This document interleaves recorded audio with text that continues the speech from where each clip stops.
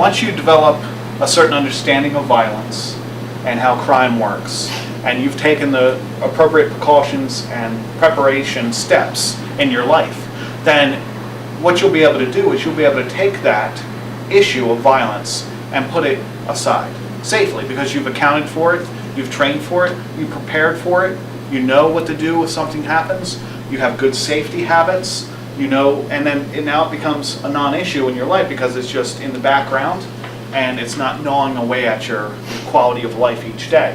And that's really the ultimate goal and what we're talking about here with the prevail over violence model.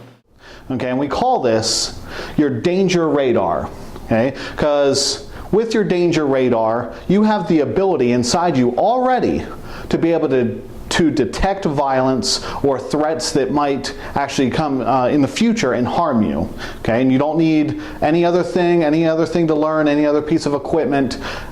You just need to know how to recognize the internal signals that you automatically generate right now and to respect and honor those signals. Okay, this is our move 3. It's called aware walking, and this is actually the bad example of what to do. She is not paying attention. Her mind is on the cell phone call and the paper, and then we have a predator who is perched. He was what they call perched, and he's going to take advantage of the fact that she's not aware, and he's going to grab her and go out of frame and see, because she wasn't aware. All right, assuming all other nonviolence attempts fail and the fight starts, here's some good advice for you. So now, we're neglecting all that, don't be aggressive stuff. Now it's in the grit of the situation.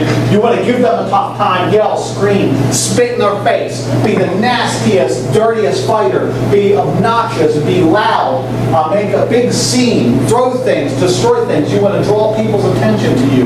You want to be as inconvenient of a victim as possible. Be a rabbit wildcat, fight dirty, that's what we're saying here. Fight, scratch, claw, get some DNA, right? Under your fingernails for later. Break their stuff, tear their clothes, knock off their glasses or hat. And believe me, if they're wearing glasses, and somebody who wears glasses, I'll tell you, knock off glasses, that is a huge advantage you just did. Okay? You're trying to upset them. You're trying to be the fish that was too much trouble for the shark to get. Just go to the next easier prey. Okay? Throw things, swing stuff at them. Do what they tell you not to do. Now, you got to take this with a little bit of a grain of salt. If they say get in my van and don't say a word, guess what you should do? Scream your guts out. Thrash around on the floor. Make a scene. Why? Why do they want to put you in the van? They can kill you or do what they want with you because they have a better advantage of doing what they want where they're going to take you. So, and I want you to remember this. It's easier to resist in the beginning than it is later. A very profound statement. Any situation, there is an escalation. Now, sometimes it's very fast escalation, but a lot of times, if you resist a little bit in the beginning, even though it might be like, oh, you're overreacting, that's your safety on the line. Okay? You've decided to fight back. And you want to engage this person with rage, all right? Well, first of all, it would be nice to know the law of self-defense. Okay? Now, there's many different laws, so I would advise checking your local laws, your state laws, but there's a common thread that runs through all the laws. Basically, laws of self-defense say that an average citizen has the right to defend themselves against undue harm. Okay? Now, here's the wording they use. You perceive imminent danger of bodily harm or death. Now, my man, what's your name in the back there? Caesar. What's that? Caesar. Caesar. Now, me and you, let's say, for example, me and you facing off, and I slap you on the face, okay? All right? You pull out a gun and shoot me in the chest. Who's going to jail? Me. You're going to jail, that's right. Okay? Now, let's say your name, I'm sorry. Lee. Lee? Uh-huh. Okay. Lee, I grab you by the arm and I smack you across the face. I'm going to kill you! She takes out a gun and shoots me in the chest. Is that justifiable level of force for her? Yes, there's a right to start. Correct. It's her perceiving. Now, me and you're about the same build, right? Same size, good macho guys, right? So you're not gonna, no jury's gonna buy that you felt like your life was threatened by me. So you using lethal force is murderous. It's murder. Lee, however, smaller, not as much body weight on her. She could honestly say, look, this guy was twice my size. He was saying he was going to kill me. He was slapping me around. I feared for my children. I feared for my life. That's a justifiable level of force, right? Well, I'm going to talk to you about security systems. A lot of security systems and policies are what I call Category 2 security systems or policies, meaning they're not very effective. I'll give you an example. Soon after 9/11, the Greyhound Bus Corporation, as you can imagine, nobody wanted to take a plane, even though flying is the safest way to travel a long distance, okay, besides walking maybe, right?